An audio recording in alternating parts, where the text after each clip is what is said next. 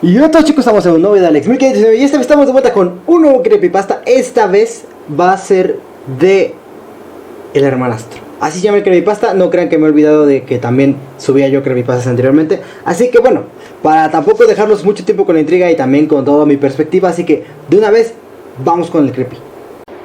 El Hermanastro. Antes de poder contarles bien cómo fue ese horripilante momento, tengo que explicarles algunos datos sobre mi vida para que puedan entender bien mi historia. Resulta que soy hija única, vivo con mi madre. Por el contrario, mi padre nos dejó cuando tenía solo 4 años. Nunca di una explicación a mi madre del por qué, solo se marchó sin más. Ahora tengo 17 años, mi madre está de novia con un hombre. Esta persona de nombre Gonzalo parece ser agradable y siempre se supo comportar muy bien con mi familia. Solía traer a su familia consigo cada vez que venía de visita a nuestra casa. Él tenía 2 hijos. El menor se llama Martín y el mayor se llamaba Gabriel. Un día, a Gonzalo y a su familia se les ocurrió una horrible tragedia. La casa donde vivían fue víctima de un gran incendio y uno de sus hijos, Gabriel, se vio envuelto en las llamas. A pesar de los esfuerzos de más de 5 médicos, no fueron capaces de salvarle la vida. Los médicos no pudieron determinar la causa de su muerte, así que se lo atribuyeron a lo más lógico: las quemaduras causadas por el fuego. Fue una terrible y devastadora tragedia para Gonzalo. Nunca vi un hombre tan destruido y abatido. Como solía decir mi madre, si un hombre llora es porque le han roto el corazón.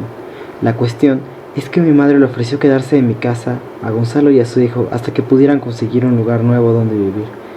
Mi madre era de esos ángeles que viven en nuestro planeta y que de ser posible daba todo para ayudar a alguien querido. No me causaba molestia ayudar a esa familia porque ellos eran buenas personas. Y sé que si a mí me hubiese ocurrido algo parecido, ellos harían lo mismo por mí. Pero Martín, su hijo, no me caía muy bien, sobre todo porque yo no sé cómo manejarme con los niños, y también porque soy hija única y estoy acostumbrada a no tener que compartir mis cosas con alguien. En los primeros días de la estadía de la familia, Martín se mantenía muy reservado y siempre se lo veía con un aire triste y melancólico. Cada vez que intentaba establecer una charla, él me respondía por compromiso, haciendo una sonrisa forzada y sin ánimos. No me molestaba, al contrario, me daba cierta pena. Al principio, Martín dormía con su padre y mi madre. A pesar de ser un niño, ya estaba demasiado grande como para dormir con ellos.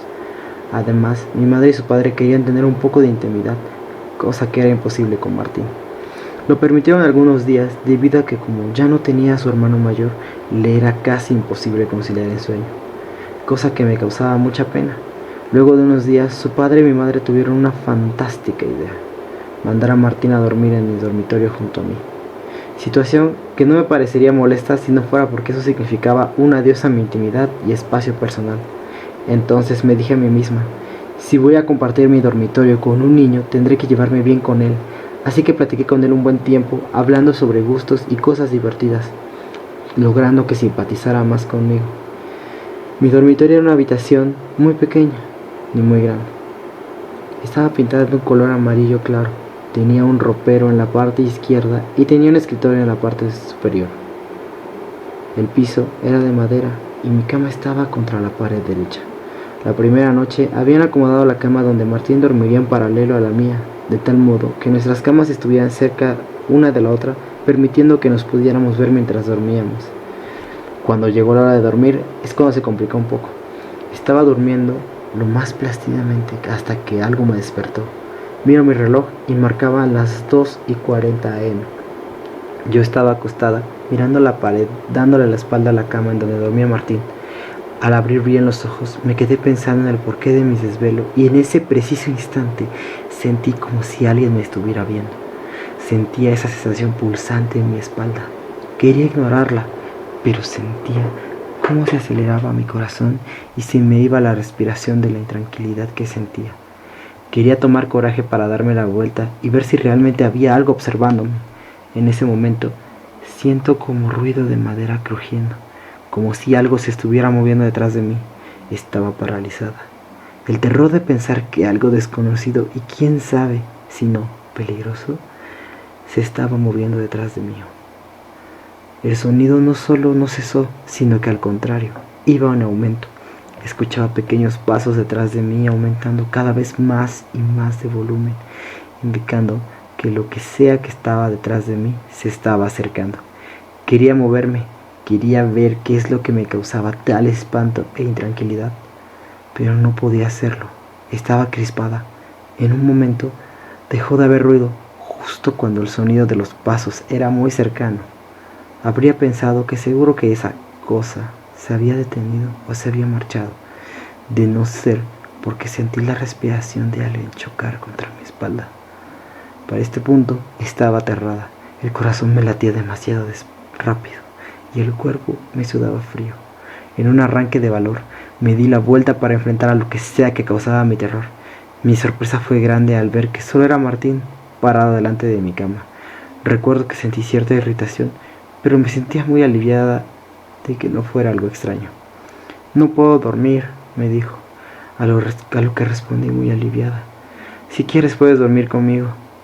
Mientras movía mi cuerpo para dejarle un espacio en el colchón, el chico asintió con la cabeza y se recostó al lado mío. En cierta forma quería que durmiera conmigo porque estaba un poco alterada y la presencia de alguien conocido me relajaba bastante. Al día siguiente volvió a pedirme si podía dormir conmigo, y así ocurrió varias noches seguidas. Yo no soy una persona egoísta, pero ya empezaba a extrañar la comodidad de mi cama, así que en una de las tantas charlas le pedí que si podía no durmiera conmigo a menos de que tuviera un motivo importante. Esa misma noche volví a despertarme y nuevamente pude escuchar ruidos de como si algo se estuviera moviendo detrás mío. De todos modos ya sabía, o al menos creía que sabía de quién se trataba. Recuerdo que tuve muchos pensamientos de enojo porque no quería que Martín volviera a dormir junto a mí. Ya venía pasando muchos días y no quería que vuelva a pasar. Quería poder relajarme en mi cama. Un poco enojada, simplemente hice un espacio en mi cama y dejé que se recostara al lado mío. En ese momento siento algo extraño, algo que no estaba bien. Era una sensación extraña, pero no sabía por qué me sentía intranquila. Me puse a pensar qué era lo que me causaba esa incomodidad y después de un rato me di cuenta. Martín ocupaba más espacio de lo habitual en mi cama. También recuerdo que sentía la cama más fría de lo normal y con un olor extraño. En eso le pregunto a Martín, ¿no sientes la cama un poco fría? No se me pasó por la cabeza ni de la más pura casualidad de que me podría arrepentir el resto de mi vida de haber hecho una pregunta tan simple, debido a que escucho a Martín preguntar ¿qué? En un tono extraño. Esto no sería nada extraño si no fuera porque la voz de Martín provino del otro extremo del dormitorio. Mi respiración empezó a aumentar desesperadamente. Mi corazón parecía que se me iba del pecho y sentí muchísimo pánico. Algo o alguien se había acostado al lado mío y no era Martín. Temblaba mucho. No quería hacerlo porque no deseaba que ese monstruo o cosa se molestara. ¿Alguna vez sintieron tanto miedo al punto de sentir dolor físico?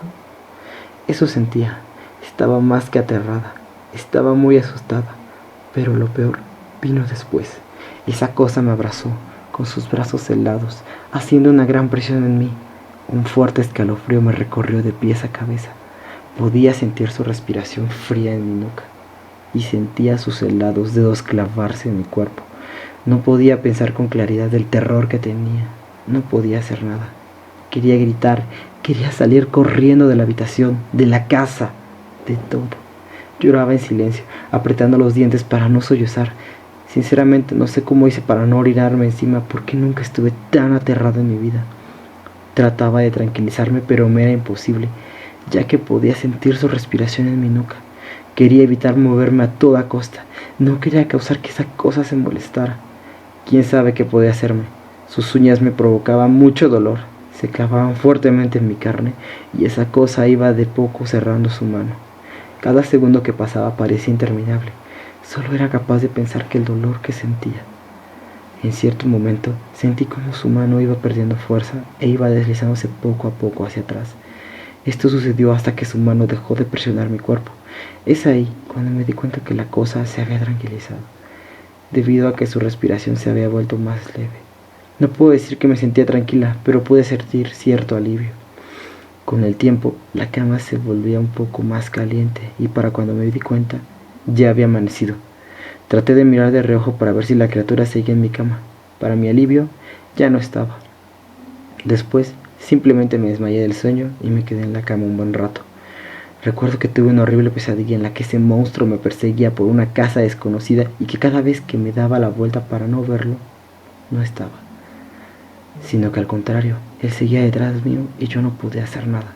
En el sueño podía escuchar gritos de dolor de alguien y cuando lo encontré, era simplemente una persona que estaba prendida en fuego. Al ver eso de la impresión, me tropiezo, quedándome indefensa. Al darme la vuelta, tenía ese monstruo encima mío. Es ahí cuando me despierto llorando. Martín, preocupado, me pregunta: ¿estás bien? ¿Qué te pasa? Lo miré con cara asustada y le dije que había tenido una horrible pesadilla. Entonces, él se pasa a mi cama y me consuela. De repente, él tiene su dedo señalándome una parte de mi cuerpo y me pregunta: ¿qué te ha sucedido ahí?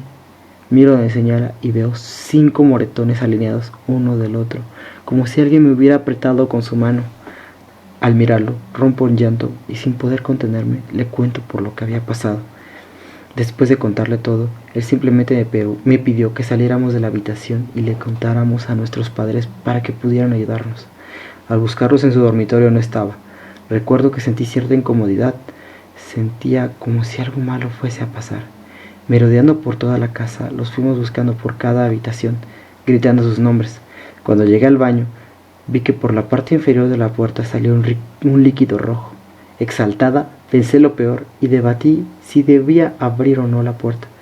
No sé por qué lo hice. Pude simplemente haberme ido de ahí y dejar esa casa atrás para siempre. Pero como me decía mi madre, la curiosidad mató al gato. Abrí la puerta y juro que me voy a arrepentir el resto de mi vida por haberle hecho. Lo que vi no era simplemente una pequeña porción de lo peor que me imaginaba. Mi madre, mi pobre y mi querida madre, yacía en el suelo, desollada. En un enorme charco de sangre estaba su cuerpo con sus extremidades arrancadas, o al menos lo poco que quedaba de ellas. Gonzalo, en cambio, todavía tenía su piel y sus extremidades enteras. Estaba tendido en el suelo también, y arriba de él, el monstruo. Esa tétrica e infernal escena quedó grabada en mi cabeza para todo el resto de mi asquerosa vida. El monstruo se puso de pie y nos miró de frente.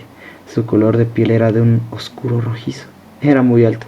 Diría que medía 2 metros de altura. Su piel parecía ser alguna de clase de escama. No recuerdo muy bien qué forma poseía. Tenía unas manos muy grandes y sus dedos muy largos en forma puntiaguda. Sus pies, si así podría llamarse, tenían unas garras en el lugar donde deberían estar sus dedos. Lo que me impresionó más fue su espeluznante cara. Tenía en vez de ojos 2 enormes orificios que parecían vacíos y oscuros que ocupaban casi toda su cara.